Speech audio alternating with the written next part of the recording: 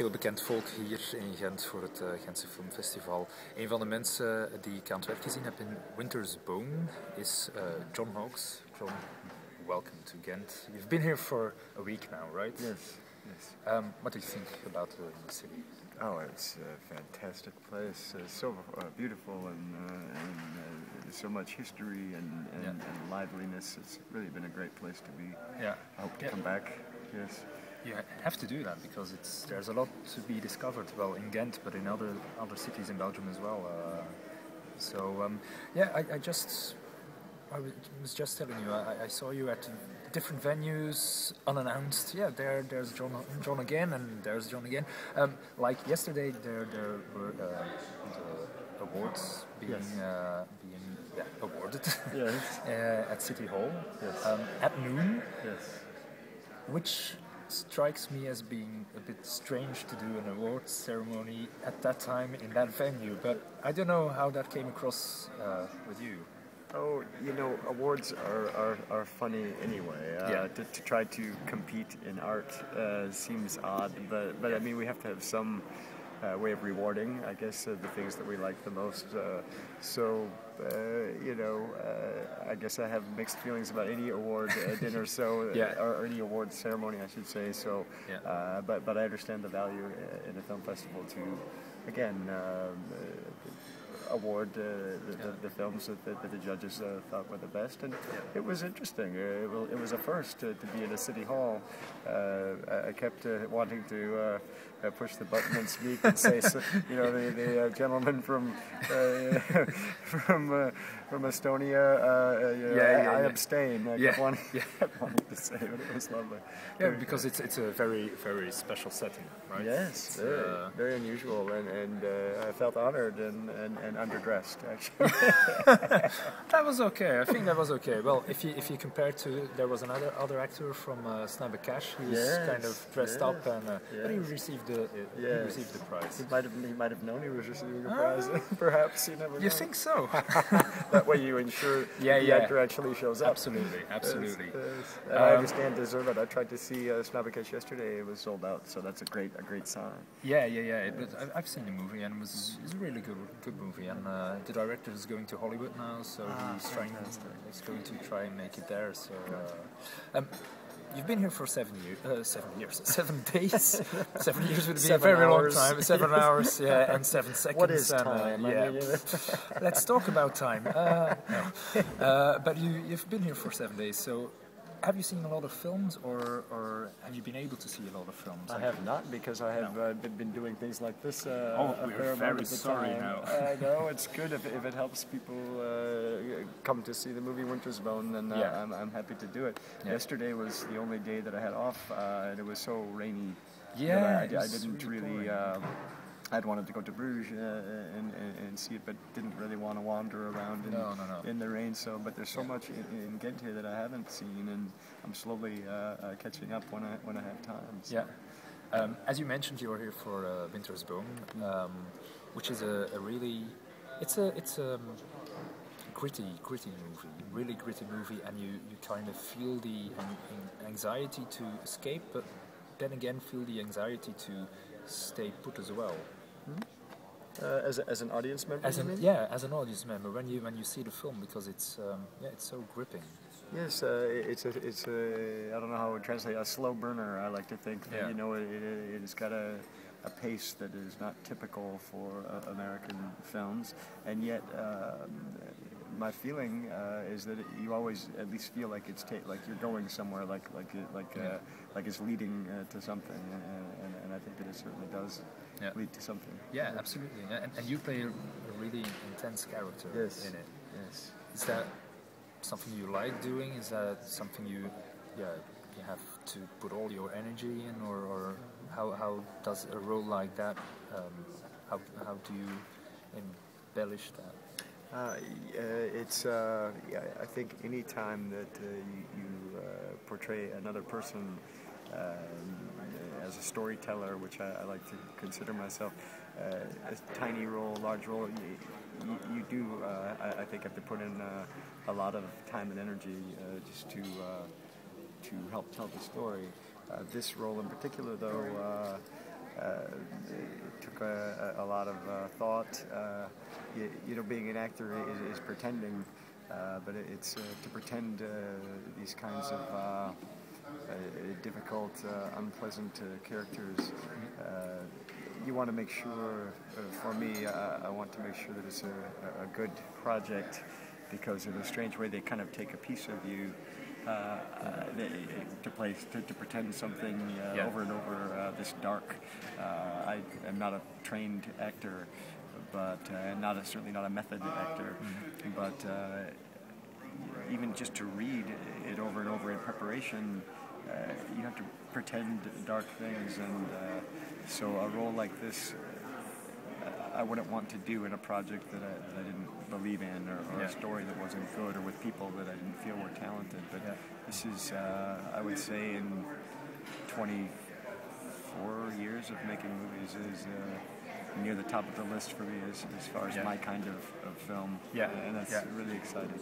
And you played off of Jennifer Lawrence, which is a very young star, but what a performance. Yeah, she's fantastic. Yes. Because she plays a 17-year-old girl that has to look after her mom, her two siblings. Yes. And she there's this intensity, and I think, how did you, when you prepared for the role, did you rehearse a lot on forehand, or was it on the set, or? Very little rehearsal, really. There were some local people who were either fairly inexperienced actors or not actors at all, so there was a bit of rehearsal to make sure that we all felt comfortable together, but mainly for me it was just talking to the director over a period of months in order to prepare, to try to just find the best way to tell the story, and there's a lot of angles and ways to do that, and I wanted to make sure that we found the best way that we could to tell the story. Yes. And it seems real. It seems real to me. It seems really real. Well, there are a lot of real people in the movie, and as an actor working with non-actors or inexperienced actors, it doesn't matter. I don't feel like I'm the actor and they're the non-actor, because they live in this place. This is their turf, their terrain. So for me, it's more a process of trying to catch up to their lifetime of experience there. So it was a kind and giving bunch of people, really. And so hopefully we got something where all of us feel like we're in the same story, and I feel like the movie does that well. Yeah, really well, because I don't know if you've seen the documentary called The Wonderful World of the Whites of West Virginia. I don't know this one. It's by Julian Mitzberg, and it's an MTV-produced documentary, and it's about that type of family, outlaws and the omerta that's there, and not talking about stuff, and it was really like this fictional film reflected that world very, very well. So I hope so. like that, and I thought it had resonance, so that was really nice. People may know you from television work as well. A hugely popular series here, which has been terminated, was Deadwood. What was your experience on that set and on that HBO show? Well, that would be my favorite television experience of all time. So I don't know what we'll talk about after this, because these are my favorites. But I can imagine lots of things. But Deadwood was a gift to be part of. This is easy because I don't have to lie and pretend that I liked it. It was so well written, and the other actors were so amazing to work with, and the designers and technicians on the show to just put on the clothes and to stand on the street. you wouldn't really have to act. You would feel you were there. You would just try not to step in the things the horses would leave behind. Manure. Yes, indeed. That's the way to put it. Yes. Yeah. And it again was a very singular experience. There's not much on television that feels quite as authentic to me as that does. And again, HBO is done a couple of series for them. I'm not a big fan of American commercial television. I don't want to be watching a story and then have someone sell me Viagra or Ford or whatever every 15 minutes. And HBO is one of those. There are no commercials. It's like a little movie each week, and it's just really fascinating and challenging experience and very, very rewarding. Yeah. Still a shame they pulled the plug at a certain point. Yes. No one is quite sure why. Someone knows. I know that it was a very expensive show. The show was successful in America. It was very well reviewed, and the audience was large for a cable network. The director or the creator of the show is a man of principle, and I think at some point perhaps he may have had a disagreement. I'm not sure exactly. Because the story, it's in the open still. It's not finished. Really. I agree, but that said, a lot of shows that actually have finishes after a long run, the finish isn't necessarily so satisfying anyway. Like Battlestar Galactica. Yes. How do you finish something? It's perhaps better to, as they say, leave them wanting more. Although it would have been really wonderful to try to know that we were finishing, because I have a feeling that David Milch, the creator of the show, would have had a finish that would have been satisfying, but we'll never know. There's definitely no way that this is coming back, not even as a feature film? Because I heard there were rumors about feature film possibilities. There was actually a rumor about two-hour movies that they were going to put on HBO. Right. But I like the feature film idea. That would be terrific. I don't know how we would get all those people back together again, because it's such a talented group of people that everyone has gone off and done well for themselves. Yeah. But perhaps if the experience for them was even pleasurable as it was for you, people could be. It would be a time problem, I think. More than a. No, it's not an issue of enthusiasm or wanting to be there, because I guarantee you that every actor on that show would want to do more. I know this, and I know the audience would love to see more as well. So. The wonderful thing is it's a true story, and if you want to delve into the research of the history, I guess you can kind of make up your own ending.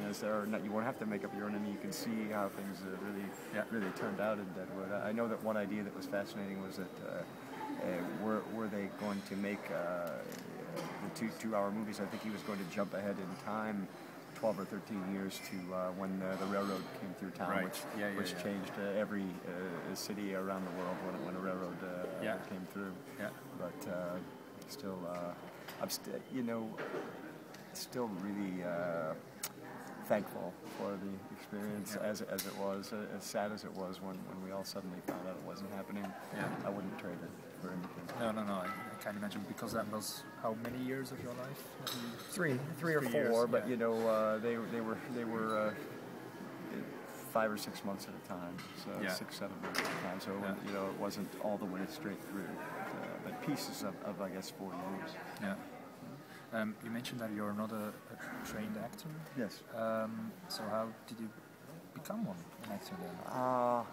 I started off in high school when I was 16 years old. A teacher took me aside. He actually told all of his students that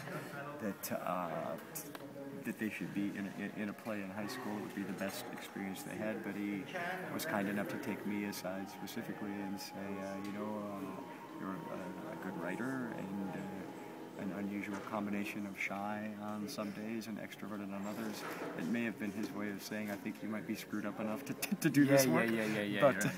But I had played a tiny part in the first play and fell in love with it immediately. From a small town in Minnesota, so I had no role model. But as soon as I was old enough, I moved to Austin, Texas, where it was much warmer. and began to do theater with the company. And that's really where I learned to tell a story was with a talented theater company there. Some friends and some other people that we met along the way. And then through doing a lot of plays with this company, I guess got noticed in Austin, Texas, and got agents in Hollywood would shoot movies there, and I, eventually just began to make a living there, and moved out west and continued on. Because that's where you live still. No, I live in Los Angeles now for many years. That's what I meant. Yeah, Los Angeles. Yes. Even warmer, I guess. No, Austin, Texas is really warm, but in the winters, Los Angeles is warmer. It's more of an even climate as opposed to Austin, which occasionally we'll get snow every few years, but it will also. I guess Los Angeles gets very hot, but not for as long a period. Austin is 4 months of intense heat. Because a month ago it was really, really, really hot. Yes, over there. yes. I was working in another state, so I didn't get to experience that. But I guess they have the hottest day ever. So who knows? But it's anything's better than 6 feet of snow. Really. Although I love growing up in Minnesota, I don't miss the snow. No. You said you have written stuff when you were younger, but that's something that you still do? You write stuff? I still do. I write songs regularly. I've played music since before. Yeah, because you're in a band as well. Yes, right? yes, indeed. I've played music for many years, and I've written some other things, but the main thrust as far as writing these days is writing songs, and they're little stories too, I guess. I mean, I think of all creative artists, some kind of storytelling, whether it's a linear story or non-linear. They all kind of have the same rules to me of simplicity and clarity and specificity and a feeling of truth and authenticity. And I try to bring that, I guess, to writing songs as well. Yeah. So that's something that's kind of a trait of yours to seek out. Believable projects, authentic projects. As an actor? As an actor and as a musician. And yes. Well, the joy of part of the joy of being of writing songs, beyond just the fact that I love music so dearly, is that you get to say your own words and your own point of view. As an actor, you're generally saying someone else's words, which, if they're well written, then that's fantastic. Yeah. But yes, certainly in acting projects, I'm trying to find an amazing role with amazing people in an amazing project, and it's worth the wait oftentimes to kind of hold out for something. Because every time that I think, well, I haven't worked in a while, I'll just do this thing. It never feels very good, Yes, I'd rather wait and not make so much money for a while in order to wait for something that is great. And invariably, the things that I love to do the most pretty much pay the least. But that's all right. I have understanding manager and agent and team, I guess you'd say, around me that I think years ago were wondering if it was a wise choice, and now are seeing that whether by luck or by choice, to wait for the better projects is serving at least myself much better. Yeah. Is music something that you perform live as well, or is it just? Yes. I don't play with that band so much anymore. We didn't break up. We just kind of stopped playing. Right. But I do play alone. So that's kind of indefinite.